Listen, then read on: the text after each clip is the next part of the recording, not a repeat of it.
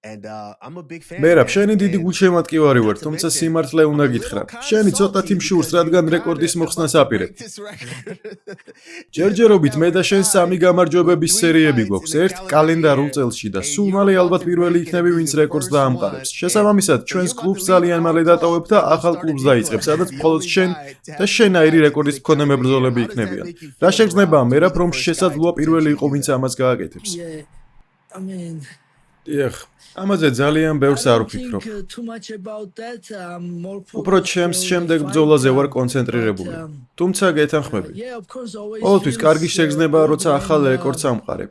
ან რაიმე ახალი შემოგაქვს ამ თამაში და ამ ისტორიის ნაწილი ხდები.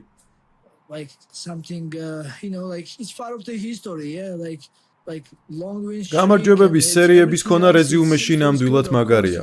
მოტივაციასაც მაძლევს, თუმცა ჩემთვის ბევრად მნიშვნელოვანი შემდეგი ორთაბრძოლის მოგება. ჩემი შემდეგი ოპონენტის პიოტრიანის დამარცხება უფრო მნიშვნელოვანია და ჩემი გონებაც იმაზეა მიმართული.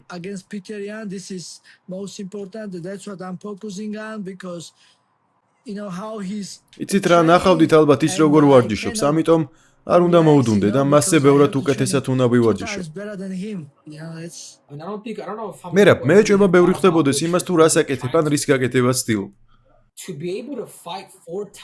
ერთ კალენდარულ წელიწადში მე-4 იჩხუბოდა გაიმარჯვეთ ამ პიოტრიანის წინააღმდეგ. რეიტინგის პირველი ნომერი უნდა იყო ჩემი აზრით. საუკეთესო მებრძოლი ხარ, რადგან ასეთ რისკებზე ჯერ არავინ წასულა.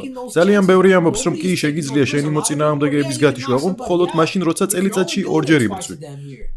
მაგრამ ერთ წელიწადში 4-ჯერ ამის გაკეთება მერაბ, მითხარი, შეძლებ 4 გამარჯვების მოპოვებას ერთ წელსში? რას ფიქრობ, შენი აზრით ვწდები მერაბ? მესმის, რომ ჩემთან შედარებით უფრო თავმდაბალი ხარ, მაგრამ მითხარი. უი? რაიმე არასწორს ვამბობ, კამარო, მითხარი თუ ვწდები. თუ მე-4 ბრძოლას გამართავს და პიოტრიანს დაამარცხებს, მითხარი, როგორ შეგიძლია მერაბ დვალიშვილს უარი უთხრა pound for pound ნომერ პირველობაზე?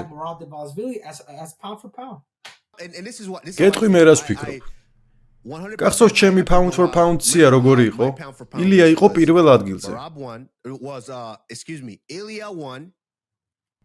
მერაბი მეორეზე, ოღონდ ძალიან ახლოს ილიასთან. შემდეგ ისლამი და ალექს პერეირა. აი ჩემი ტოპ 2 მებრძოლი ვინაა? ილია პირველ ადგილას იმიტომ ავარჩია, რომ მან არა მხოლოდ 2 ყველა დროის საუკეთესო მებრძოლი შეაჩერა თავის დივიზიონიდან, არამედ მან წინასწარ თქვა, რომ ასეც მოიქცეოდა. გააკეთა თუ არა ეს, ქამარი დატოვა ზემოთა წონაში ავიდა და შემდეგ ამ დივიზიონის პოტენციური ყველა დროის საუკეთესო მებრძოლი შეაჩერა. აი ამიტომ ავირჩია ილია. თუმცა მერაბი ძალიან ახლოს დგას ილიასთან, განსაკუთრებით ახლა, როცა ამ რეკორდის დამყარებას ვცდილობ. მერაბ, მართლა ბევრ შრომას დებ ამის მისაღწევად. სულ 5 რაუნდიან ჩხუბებში მონაწილეობ, რაშიც ძალიან დიდ დროს დებ. ამას დამატებული ძალიან დიდ გამოცდილებას იღებ ყოველ ჯერზე. აი ამიტომ ყავხარ შენ მეორე ადგილას. თუმცა მერაბ, ახლა შენ გითხარე, შენი აზრით რომელ ადგილას უნდა იყო pound for pound ციაში? მადლობა მეგობრებო. ჩემი საქმეა, რომ ეს შემდეგი 3 კვირა თავდაუზოგავად ვივარჯიშო და ბრძოლა მოვიგო. ძალიან დიდი გამოწვევაა ჩემთვის. პირველ რიგში უნდა გავიმარჯვო, შემდეგ თუ გინდა მესამე ადგილას ვიყო, პრობლემა არ მაქვს. მე პირადად ვფიქრობ, რომ ილია ნომერ პირველზე უნდა იყოს. გააჩნია ახლა ისლამი რასიზამ. შეძლებს თუ არა გამარჯვებას და მოიპოვებს 170-ში წონის ქამარს. ის უნდა იყოს მეორე ნომერი. მე კიდე კმაყოფილი ვიქნები მესამე ადგილით. ამ წელს 4 გამარჯვებაც მეყოფა. მეც არ ვითხოვ. ნუ მახსენებ მერაბ, ჯერ კიდევ მშურს, ნუ მახსენებ. მერაბ, რა მაინტერესებს ძმაო, იცი, ვფიქრობ არის ერთი რამ, რაც შენ გაკლია და მიკვირს რატომ არ ცდილობ ისტორიის დაწერას. აი მე მაგალითად უმსუბუქესი წონიდან სუპერმსუბუქ წონაში ავედი და ტიტული მოვიპოვე. შენ ხომ ხარ სუპერმსუბუქ წონოსანი? აი მე როგორ ხედავ ამ ყველაფერს. ვფიქრობ ამ ბრძოლის შემდეგ შენსა და უმარ ნურმაგომედოვს შორის უნდა გაიმართოს ჩხუბი.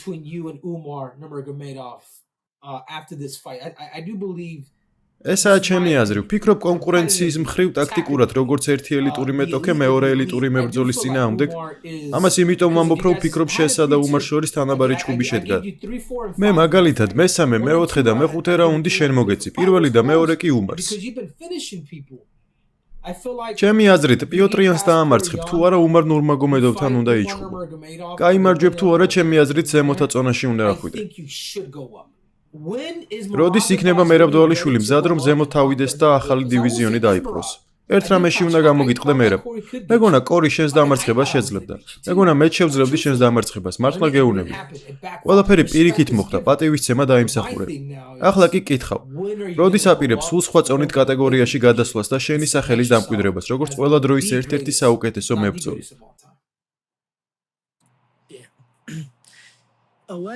როცა ამის დრო დადგება, გადავალ. პრობლემა არ იქნება. თუმცა ჯერ მირჩევნია რომ ჩემს წონით კატეგორიაზე ვიფიქრო. განსაკუთრებით ახლა, როცა პიოტრიანთან ჩხუბი მიწევს. შემდეგ მარტში მინდა რომ კვლავ ვიჩხუბო. ვინც არ უნდა იყოს ჩემი მეტოქე, მე მზად ვიქნები. ასევე დიდი იმედი მაქვს რომ თეთრ სახლთან მაჩხუბებენ. ასე რომ ნახოთ შემდეგ რა სიტუაცია იქნება 145-ში. UFC თუ მთხოვს ამის გაკეთებას, მე ასეც მოვიქცევი. თუმცა როგორც უკვე არაერთხელ ვთქვი, ვოლკანოვსკის ძალიან დიდ პატივს ვცემ. ვიცი რომ ის ძლიერია და შესაბამისად რთული გამოწვევა იქნება, როგორც მებრძოლს, როგორც ადამიანს და როგორც მამას ძალიან დიდ პატივს ვცემ. ხო, მოკლედ მინდა რომ ჯერ ჩემს წონით კატეგორიაზე ვკონცენტრირდე. არ მინდა ზედმეტი საუბარი მომივიდეს, მაინც ბრძოლის ბიზნესში ვართ, ხომ ხვდებით?